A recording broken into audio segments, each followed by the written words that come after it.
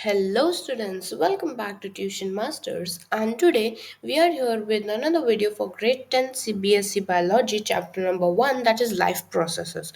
This is a one short session for the whole chapter. We are going to discuss all the life process in this one lecture, and even we are going to do the experiments also. I'm going to explain you the experiments, the activities given in the books, right? So today it's a one shot lecture. We are going to complete this full chapter. I have made detailed videos on respiration and nutrition also, but I thought that a one shot we will do so that it will be more easier for your exams also. So let's get started, students. Before starting, students, as you all can see in our channel, we have launched our live classes also for grade 6 to 10. We take the classes mostly of grade 6, 7 and 9th, correct? So if you all want to join the live classes, make sure this is the Google form link. It's even in the description box. Make sure you fill it. All right, and we will be adding you in the proper grade. If you are in grade 10, we'll be adding you in grade 10 group. If you're in your sibling or any other friend is in grade 7, we'll be adding you in that group. So in our interactive classes, what do? We on YouTube we take one shot sessions and all this lecture wise sessions for all the chapters, and we even do menti quizzes also. You can see all our live videos currently going on. So that's all. So you can just fill this form and everything is done. So let's start with the first life process, that is nutrition. So when I talk about nutrition, it's related with what? It's related with our food. What kind of food we eat, how do we eat, that's the main thing. Now when I talk about nutrition, it's of mainly of two types. It is autotrophic and heterotrophic nutrition. When I say autotrophic, when I say auto means what? Self.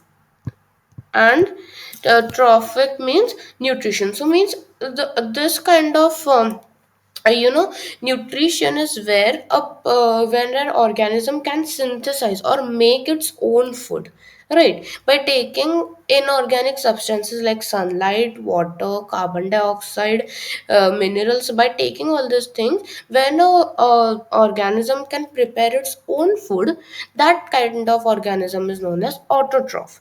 And nutrition is autotrophic nutrition, means the food is synthesized by the organism itself. Which is the best example? We know the best example is green plants, algae. All of these are examples of autotrophs. Now we studied that what how do plants make their own food? Plants make their own food by the process of which process? By the process of photosynthesis, isn't it? By the process of photosynthesis, plants make their own food, where they take carbon dioxide and water, and in the presence of sunlight and chlorophyll, it gets converted to glucose and oxygen. How do we write it in terms of formula? We write it as 6CO2 plus H2O gives us C6H12O6 plus 6O2. This is the chemical formula of photosynthesis, where six molecules of carbon dioxide plus water in the presence of sunlight and chlorophyll. It's very important that you write it in the presence of sunlight and chlorophyll.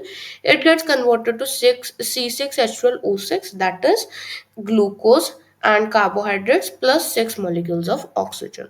That is what the autotrophic nutrition is. Now talking about heterotroph.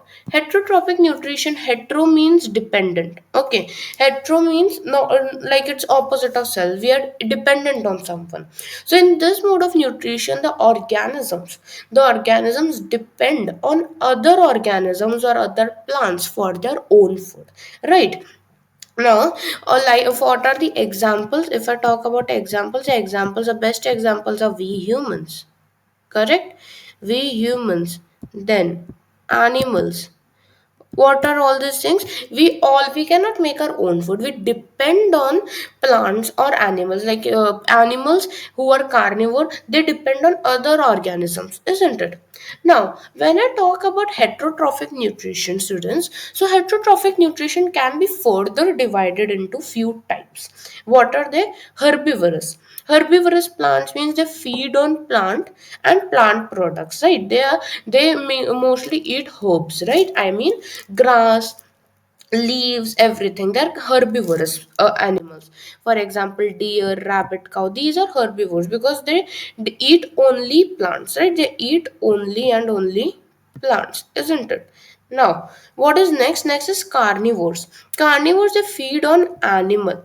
They feed on what? They feed on animals. The animal itself is feeding on other animals, right? So what do they? There are no predators. Predators are the one who chase and kill the prey, right? Predators, for example, if there is a lion is eating a deer, correct? So lion is a predator and deer is the prey, right? So those are predators. Scavengers are the one who eat the dead and rotten meat. For example, vultures, jackals, all of these are the ones who are scavengers. They eat dead materials, dead and rotten meat. Whereas carnivores, they hunt and eat the live prey. Okay. Next is like omnivorous. Omnivores are ones who eat both plants also, and animals also, both. They are fine with both of them, like we humans. Um, we eat plants also, we eat animals also sometimes, isn't it? Like crows, human beings, we all are omnivorous. Bears, we are omnivorous, right? Now parasites are the one who are, attached or inside a host. They derive the nutrition from a host body, right? So for example, mosquitoes, what are mosquitoes? They suck the blood of humans, right? So the human become the host and the mosquito is the parasite which sucks the blood, isn't it? Next are decomposers. Decomposers are the one who feed on dead plants and animals and decompose them, like bacteria. So they decompose these dead decaying matter of plants and animals and they feed on them, bacteria, correct? Next are symbiotes, who follow the process of what? They are in a symbiosis relationship, symbiotic relation, right?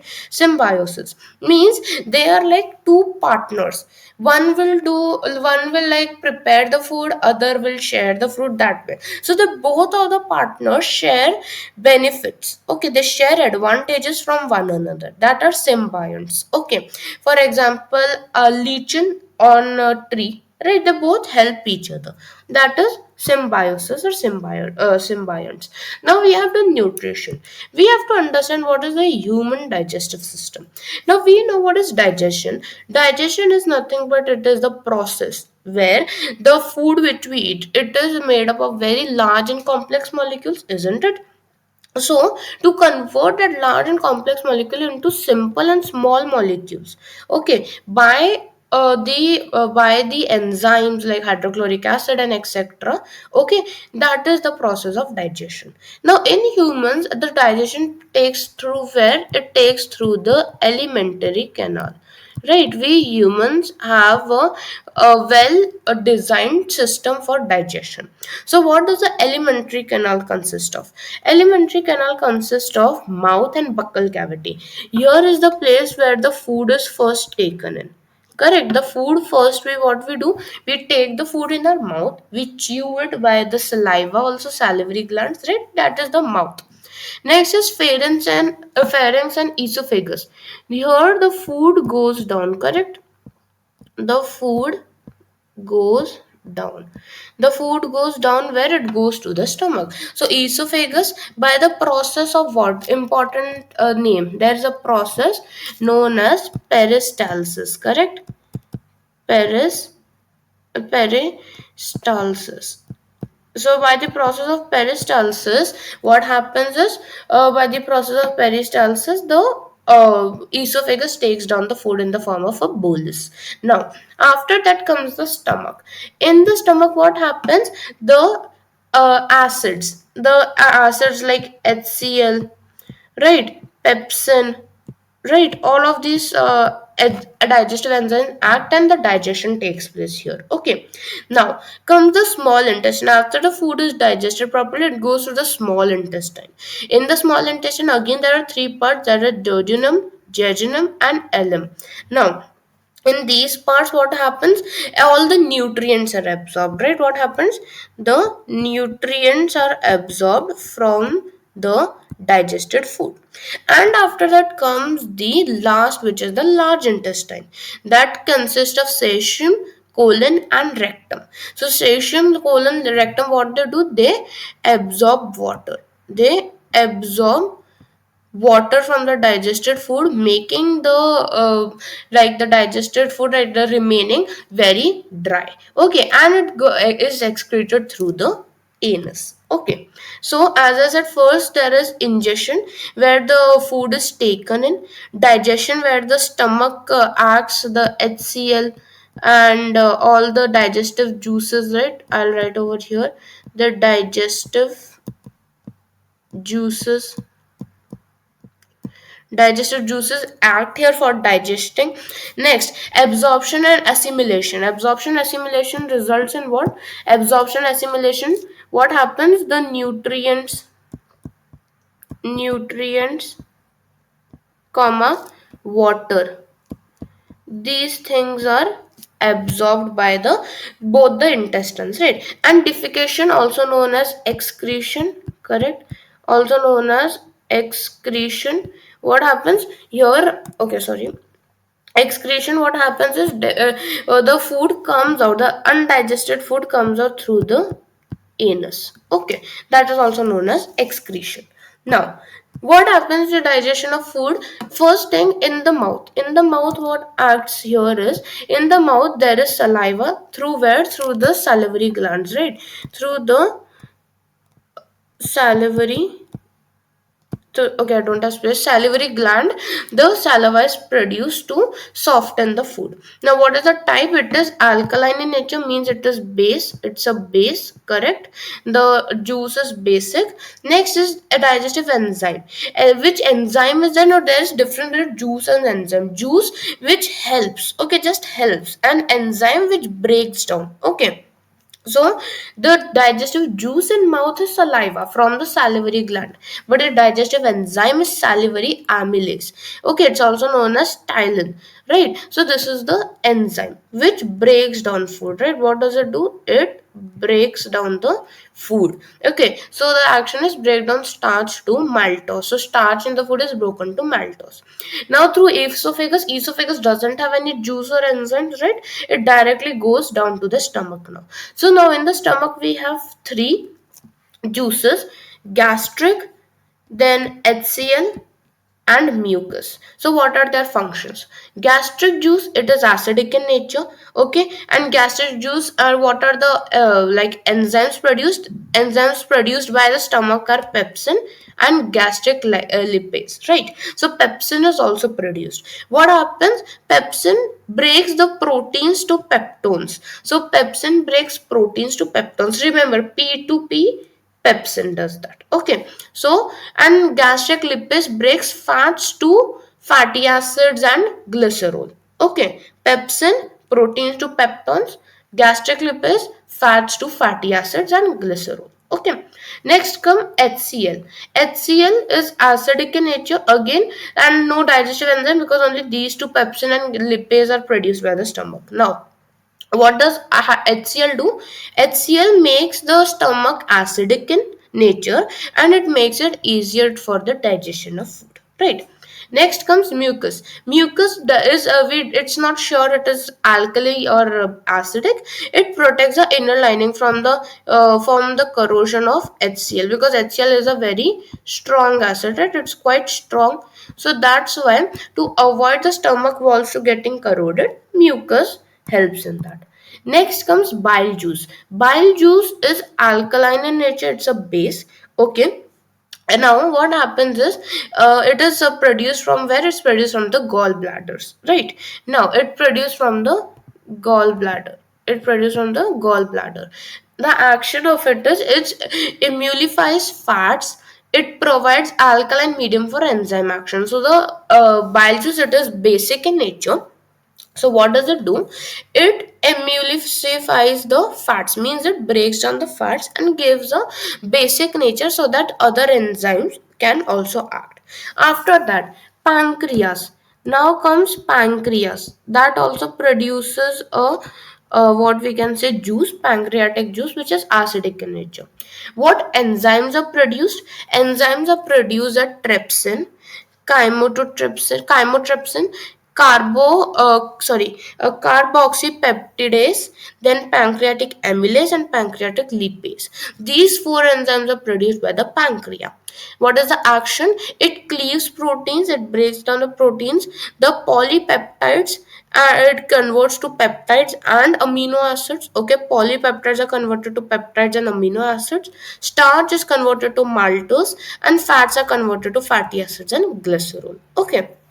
Last is the intestines. Okay, intestinal juice are known as succus entericus. All right. Okay, scientifically it's known as the succus entericus. Now, what are the intestinal juices? From large also, small also. It is alkaline nature. It's basic. Correct. It's basic in nature. The four enzymes are invertase, lactose, maltose, and enterokinase. So these are the four enzymes produced by the intestinal juices. Now, actions: sucrose. First one, sucrose converts glucose plus galactose. Means sucrose is converted to glucose plus galactose. Lactose is converted to glucose plus galactose again. Maltose converted to glucose, and it also converts the inactive trypsinogen. Okay, it also converts the trypsinogen to active trypsinogen. Okay, so not gen, so trypsin. Okay, sorry, here. So what you have to do is always remember what all these enzymes convert to, right? The proteins to peptones, starch to maltose, fats to fatty acids, all of those things you have to remember. So this was all about digestion and nutrition. Now we are moving towards the next part, that is respiration. Now respiration is what? Respiration is nothing but the process where food is broken down. Okay, glucose food is broken down to release energy in the form of ATP, right? So respiration, it is of two types: aerobic and anaerobic respiration. Aerobic respiration where oxygen is required, right? Oxygen is required. And anaerobic where oxygen is not required. Yeast, then in the bakeries, and for alcoholic fermentation, muscle cramps, all of these places anaerobic respiration takes place. Now what happens in aerobic is there is one process known as glycolysis. Three processes aerobic respiration consists of. First is glycolysis. It occurs in the cytoplasm. There 6 carbon molecule of glucose is converted to pyruvate, right, plus energy in the form of ATP, adenosine triphosphate. Now when oxygen is not there, what happens? Anaerobic respiration takes place in yeast, where ethanol plus carbon dioxide plus energy is given out in the form of alcohol. Correct? Alcohol making requires anaerobic respiration. In muscle cells also, when there is muscle cramps, right, when there are muscle cramps, so what happens during muscle cramps also? Anaerobic respiration takes place where lactic acid is produced. Okay, but now when oxygen is present, students, when oxygen is present for aerobic respiration, it takes place in the matrix of mitochondria. Takes place in the matrix of mitochondria and produces CO2, H2O, and ATP. All right. So that's the process of respiration. Now how do humans respire? So basically this is a respiratory system, that is the respiratory system of human beings. What does it consist of? What happens? First, the nostrils take in the air, goes through the pharynx, then trachea, then bronchi, bronchioles, lungs, then to the alveoli at the last, right? So what are the function of all of these? Let's understand. First is nostrils. Nostrils are nasal passages. What they do is that they are lined with moist. They are moist. Okay. They have ciliated nucleus, means they have something known as, I'll write over here, they have something known as cilia. Okay, they have something known as cilia. It's a hair-like structure, right? It is hair-like structure. So the mucous membrane, the ciliated mucous membrane, it helps in the, what, it traps the dust when you breathe air. If there are any dust, germs, or anything it's there, so what happens? It the cilia, the hairs of the nostril, stops them. right? And it even warms the air before it goes into the lung. Now in the throat comes the pharynx. Now what happens in pharynx? It's the passage for both food also and air also. So what happens? It has a closing called glottis. The closing of pharynx is called glottis. It is guarded by one more layer, that is epiglottis. Now when we are swallowing the food, the epiglottis closes the glottis and the prevents the entry of food into the respiratory tract. Now if the food goes in the respiratory tract, what happens? You will choke. What happens? You will choke. So that's why what happens is whenever food is taken in, the glottis is closed. Okay, it is closed. And when the air is taken, when respiration is taking place, epiglottis is open. Now next is the larynx or the voice box. It is composed of how many? It is composed of 9 cartilages, okay, 2 set of muscles and 2 pairs of vocal cords through which we can produce sound. Okay, next is the trachea, which is known as the windpipe, right? So, it is a long tube connecting neck to bronchi. So, the bronchi is connected to the trachea and they make a cartilaginous rings. Okay, they make rings. Okay, if you see in this picture, here this trachea it's making rings over here. Okay, sorry. So, it provides support to the trachea and prevents from collapsing. Now, next is bronchi. Bronchi. So, trachea is divided into two bronchus, two primary bronchus, bronchioles and alveoli. So, bronchioles, each bronchus is divided into further branch bronchioles, right? Which is the passage of air. It carries the air from the trachea to the lungs. So, what happens here? If you see in the diagram, through here the air is taken and it goes through here the glottis, where the in the pharynx epiglottis is there. In the trachea, it goes through where it goes through the different parts. They go to the different parts in the lungs, right? It goes to the different parts of the lung where alveoli acts the last one and lungs have their own functions. Okay, so this is the respiratory process. Next is structure of heart. We are going towards transportation. Now structure of heart is very important. These all things are super important. I know it's a little bit confusing, but yes, let's study together. So size of a heart is just if you have ever seen anywhere, like if you see scientific videos and everything, what I've seen, if you hold a human heart, it will come in a proper hand. So it is like a closed fist. That is the size of the heart. It is approximately 12 centimeter length and 9 centimeter wide width. So that is just an approximation. Now location, it is left of the chest cavity. On the chest cavity, it is left hand side. Okay, it is enclosed with the double walled sac, which is known as pericardium. It is known as pericardium, which is filled with pericardial fluid. Okay, it is double walled because it's the most important part of the body. So it is double bounded by pericardium, which is filled with the fluids.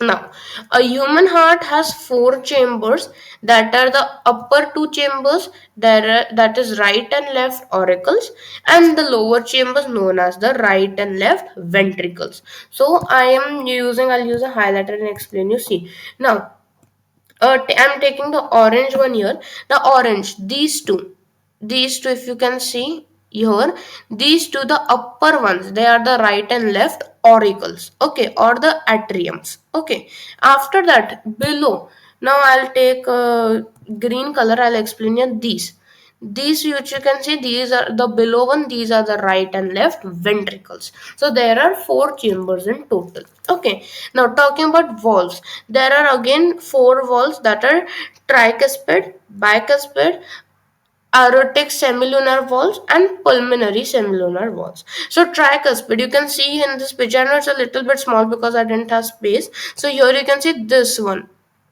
This one I marked with purple, right? That is a tricuspid valve. It's located between the right auricle and the ventricle. Right auricle, right ventricle. What comes? Tricuspid.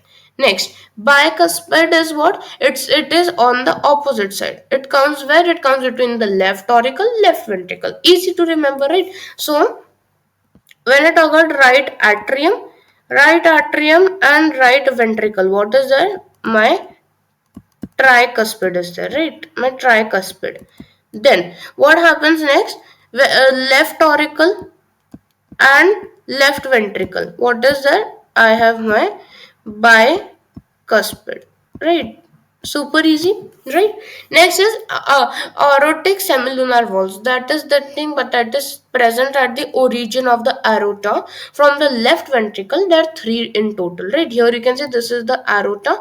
Okay, so from the aorta to from the left ventricle, okay, from the left ventricle at the from the aorta it starts to the left ventricle, and there are three in numbers. Okay. Next is the pulmonary semilunar wall. So what are they? At the opening of right ventricle into the pulmonary artery. Again, there are also three numbers. So aortic is there. It starts from the aorta. Okay, and pulmonary starts from the ventricle. Okay. Now, what are the blood vessels? Now, blood vessels will be divided into two groups, which will the blood vessels which will leave, which are leaving the heart and which are entering the heart. So, when I talk about leaving the heart, so leaving the heart, we first is the pulmonary artery. So, pulmonary artery it arises from the right ventricle. Okay, comes from where? Remember here, it comes from this part, green part, that is red right ventricle. Okay, it carries a deoxygenated blood. Deoxygenated blood means it has no oxygen. Okay, no oxygen, it is filled with carbon dioxide. So that is carried by the pulmonary artery. Okay, from the right ventricle. Next is aorta. Next is aorta.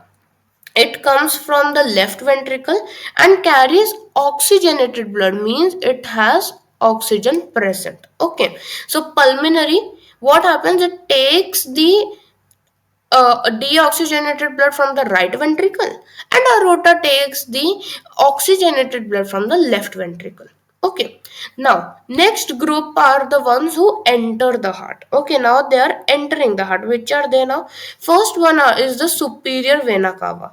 The superior vena cava is what? It carries deoxygenated blood from the head, chest, arms. Okay, what are the three organs? Head, chest, arms. You can remember it as, CAH.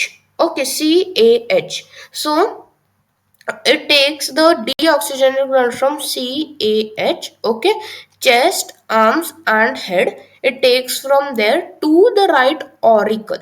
Okay, to the right auricle. Now, next is superior vena cava, opposite is inferior vena cava. So, inferior, what does it do? It carries deoxygenated blood, same, from the lower parts of the body. From where? The lower parts of the body to the right atrium. Okay, now I know this is a little bit confusing. Let me explain it with a white screen here. So what I'll do is now let me explain you about these two important valves, which are tricuspid, bicuspid, and all these four blood vessels. So let's understand them. Okay. So see here. Firstly, we'll go one by one. I know it's a little bit confusing. Let's go by the valves first. Okay.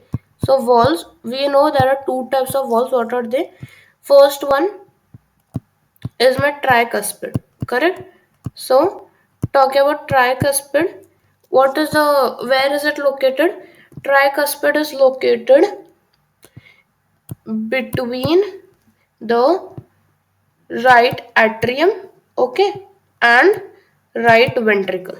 Okay, so between the right, or sorry, not atrium, I'm really sorry, right auricle and the right ventricle. So right auricle, right ventricle, the tricuspid is there. Now another, the second one is the bicuspid, right? Second one is bicuspid. Now bicuspid, what about it now? Bicuspid is located between the left one and the left ventricle. Okay, it's located between the left auricle and left ventricle. These are the two important valves. Okay, now next one, let's do about the blood vessels. Okay, now let's take the blood vessels here. Okay, so blood vessels, we will do the ones which leave the heart. Okay, which are leaving the heart. Okay, we'll do those first. Okay, then we'll go towards the other ones. So first one is the first one is what? First one is the pulmonary artery. First is the pulmonary artery. The pulmonary artery is the first one. What does it do? It starts from the, now listen, I'm drawing a diagram and speaking also, listen to me carefully. What does it do? From the right ventricle, from the right ventricle, what happens? It takes the deoxygenated blood. Which type of blood? It takes the deoxygenated blood. Deoxygenated blood, where does it go? From the right ventricle, it takes to the lungs. Okay, it takes to the lungs. All right. Now, second one is the aorta. Okay, second one is the aorta. We'll draw the same kind of diagram. Now, what does aorta do? It takes the it starts from the left ventricle. Okay, it starts from the left ventricle. Left ventricle. Now it goes to where? It goes to all parts of the body. Now what kind of blood? It takes the opposite. It takes the oxygenated blood, which has oxygen in it. Takes the oxygenated blood where? It takes to the parts of the body, all body parts. Okay, takes to all the body parts. Now next type is which are entering the heart now. Okay, now next one are entering the now next are the entering the heart. What are they now? First one, I'll write here. First one is the, so there are two vena cavas. First one is superior. Okay, I'll write here superior. I'll just write VC, vena cava. Okay, superior vena cava. What does it do? We'll draw same diagrams. Okay, it takes the blood from CAH, that is chest, arms, and head. It takes blood from there, and where does it leave? It leaves at the right auricle. Okay, it gives at the right auricle. Now, which type of blood? This is important. From where to where, which type of blood? That's quite important. It takes the deoxygenated blood. It takes the deoxygenated blood. Okay, and the last one is the inferior vena cava. Correct. Last one is the inferior vena cava. Now again, where does it start? It starts from the lower parts. It starts from the lower parts of the body, abdominal region. Okay, then where does it go? It goes to the right atrium. It goes to the right atrium. It goes to the right atrium. Again, both the vena cavas take which type of blood? They take the deoxygenated blood. Okay, they take the deoxygenated blood. Okay, so students, here you see this PDF will be available in the description box, so you can take it from there. So these are the walls, chambers, right? Blood vessel, you can just refer to this. I've given everything. Pulmonary starts from right ventricle to lungs. Aorta, left ventricle to body parts. Superior vena cava, chest, arms, head, CAH to right auricle, and inferior vena cava, lower parts to right atrium. Okay. Now, how does the circulation starts? Circulation starts when the muscles of the heart relax. Which muscles are present? Cardiac muscles, right? The cardiac muscles. So when they relax, the right auricle gets the blood. Right auricle gets the blood. Okay, it contracts. Now heart contracts, blood goes to right ventricle. Okay, so when heart is relaxing, the blood is there in right auricle. When heart is contracting, blood goes in the right ventricle. Now the right ventricle gets the blood and contracts. The blood is forced out and goes into the pulmonary artery. Okay, so from the right ventricle it goes to pulmonary. Okay, now from the pulmonary it takes the blood to the lungs. Okay, so it takes deoxygenated blood, right? So it becomes oxygenated. Now from the lungs, the pulmonary veins, artery no, pulmonary veins, they take the oxygenated heart back, oxygenated blood back to the heart. Okay, and as the muscles of the heart relax, left atrium gets the blood. Okay, so what happens? Left atrium gets the blood. Okay, left atrium gets the blood. Now left atrium contracts and pushes the blood to the ventricle. Left and okay, now left ventricle, the blood goes to aorta, and from the aorta it gets to circulated from other parts. Then again the process starts. So this is how circulation takes place.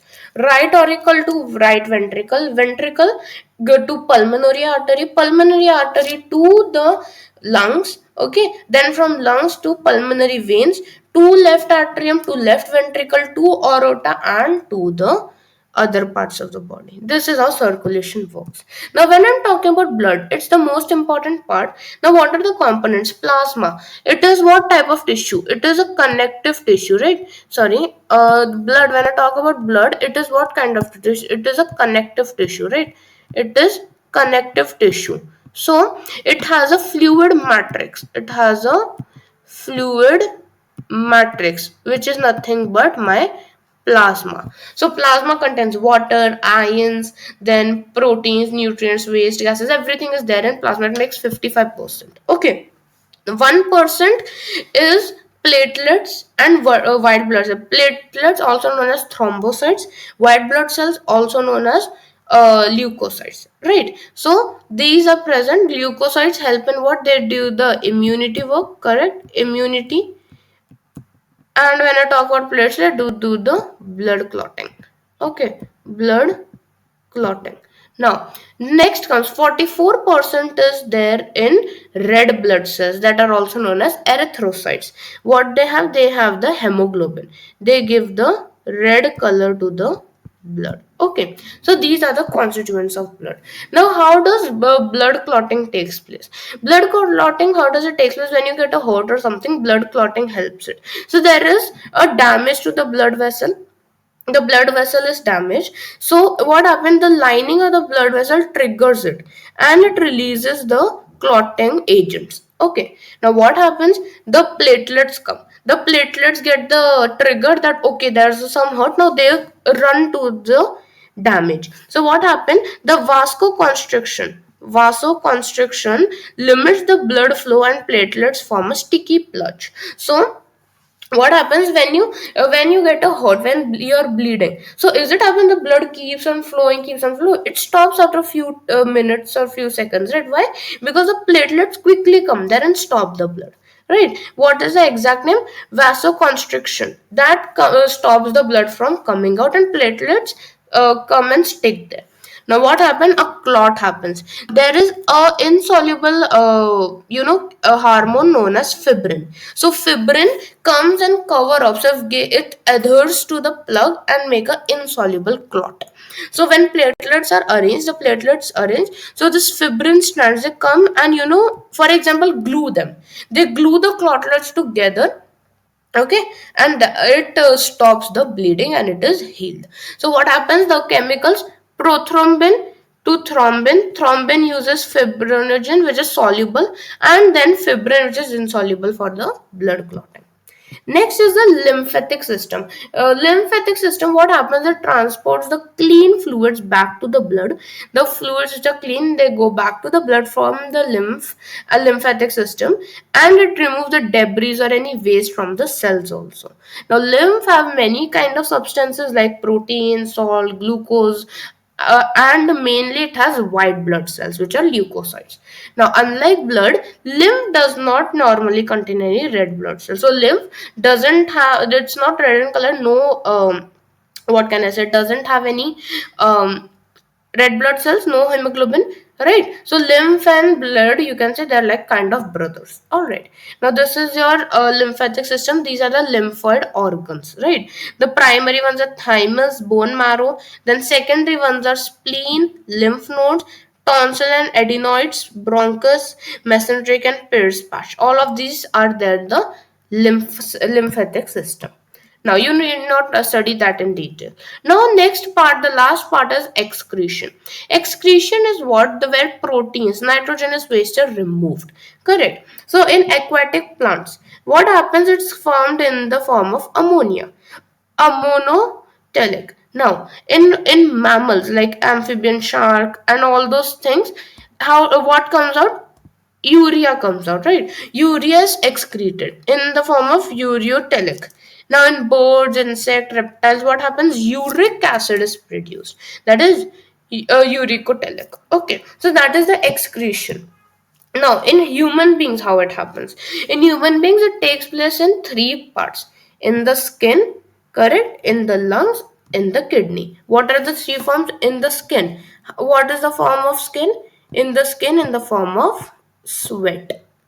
Then, through in the lungs, through giving out carbon dioxide, and kidneys by urination. Okay, so what happens in excretion in human beings through the urinatory system? So, urinatory system, it consists of mainly excretory system, also it is known as, of the human body, and it has kidney, ureter, bladder, and the urethra. Okay, so what are the functions?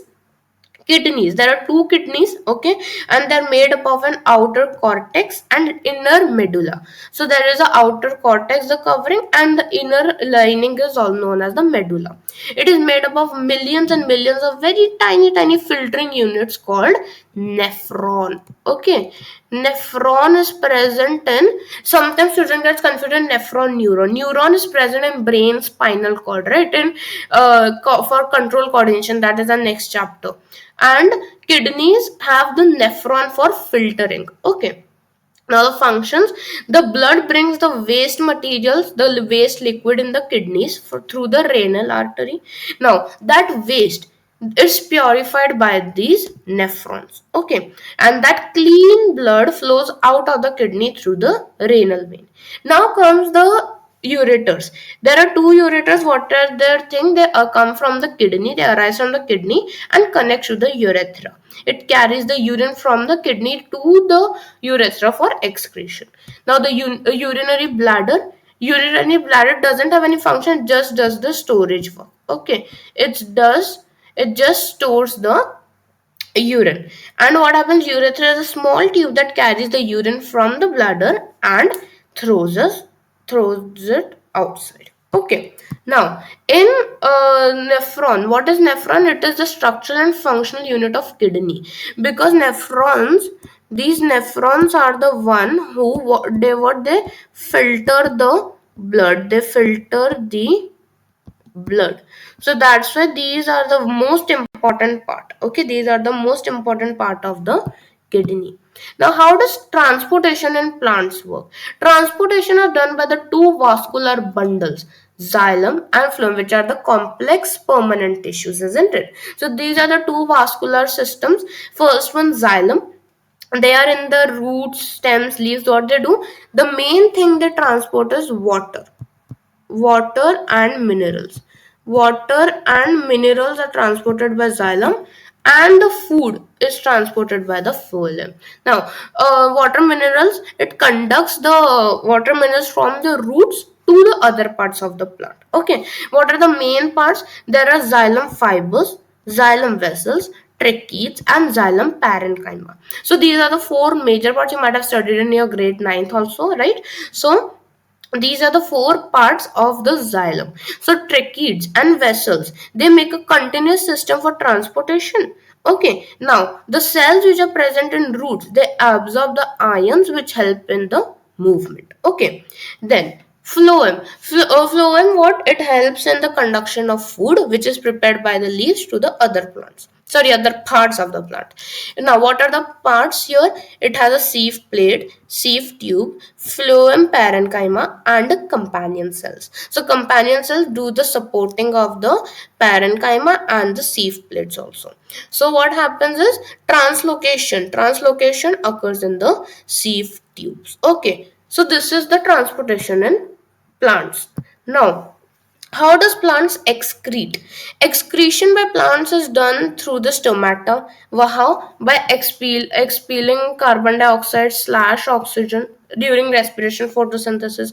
Bleeding. How bleeding? Do plants have blood also? No. When you see sometimes in some plants, if you touch, cut it, some white color substance comes out, right? That white color substance is nothing but the blood here. And guttation is nothing but there are water droplets coming out. Water droplets come out through the leaves apex. That is guttation. Even through stem, like the bark of it shreds, right? There is gum and resin produced. These are all the excretions. Okay. Now, there is transpiration also, where the excess water is coming out in the form of what? In the form of water vapors. In the form of water vapors, the water is expelled.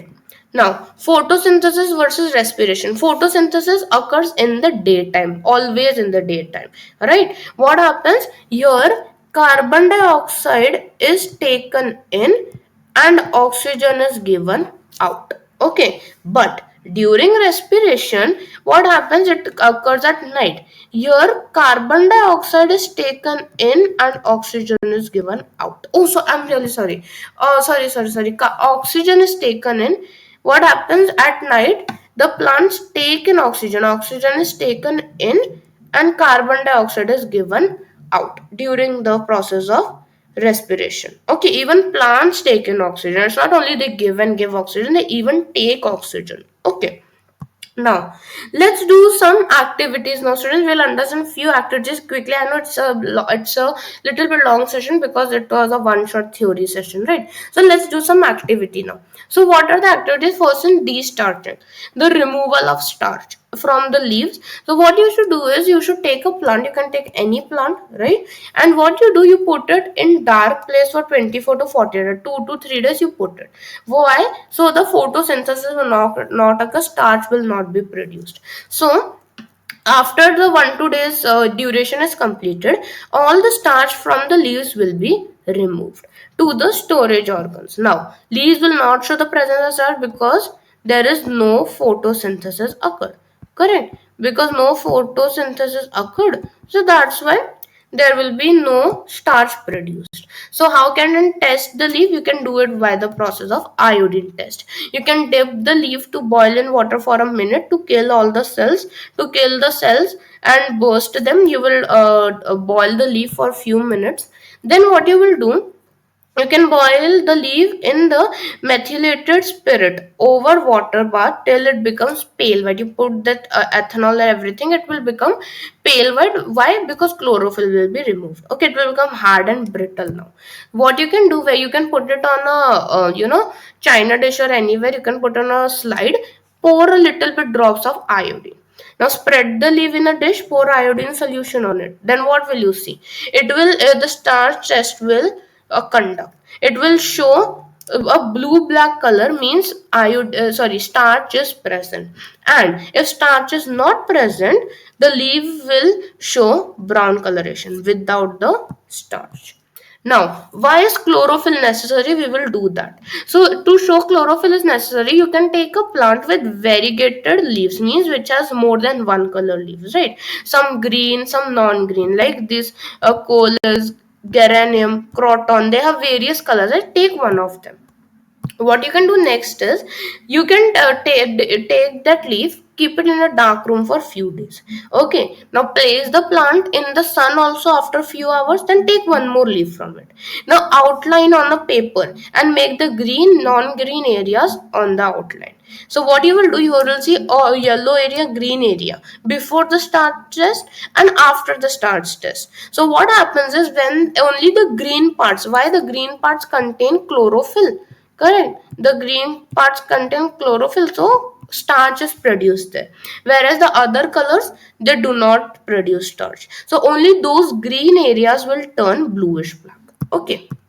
Next is sunlight. Why is sunlight necessary for photosynthesis? We will take a plant with de-starched leaf, means where starch is not there. What you will do, you can take a black paper, cover one its leaf with black paper and make a design, or any design you can make. Now place this plant in the sun. Okay, what you will see after few hours is that the leaf covered with black before presence of starch. It will turn bluish black, right? So after the iodine test, so parts of leaves which could get light through the cut out design as well as those that were left uncovered turn blue black, means they did the starch because sunlight was there on them. Okay, now, oxygen is produced in photosynthesis. How can we prove this? You can take any water plants like Lydia or Hydrilla. You can take them, you can place it in a beaker containing pond water and cover them with a funnel upside down. Now what you will do is that place that apparatus in the sun for few times so that photosynthesis can occur. What you will see from the funnel, there will be bubbles of oxygen gas. Okay, so that will be oxygen. Now, in the process of digestion, we will see the action of pepsin on the egg white. The egg white, albumin and everything. What is the action of pepsin on that? So, when you put only pepsin, it shows no change. Okay, it shows no change. HCl also same, no change. But when you put pepsin and HCl both together, what will you see? It will show the results of amino acids. Amino acids will be produced, so it will show a change in color. And boiled pepsin plus HCl will also not give any color. So what can we conclude? That pepsin can only digest when it is acidic. So why the cloudy suspension come? Because we put the hydrochloric acid also. So acid alone will have no effect, but pepsin plus acid will do the effect. And boiled pepsin fails to digest protein because it gets destroyed by the heat. Okay, so if you want to check the action, we have to always make sure that pepsin and HCl both are together, then only the things will work out. Last activity of respiration, that is, you can show that carbon dioxide is given out. How? If you take take a test tube, put lime water in it, right? Put lime water in it. Now what you will do, just blow air in it. Blow air. What happens after you blow air? It will turn milky. It will turn milky white. Correct. So what does that results? That whenever lime water will turn milky, milky white and such kind, so what happens? That is due to the result. That is due to the result of what?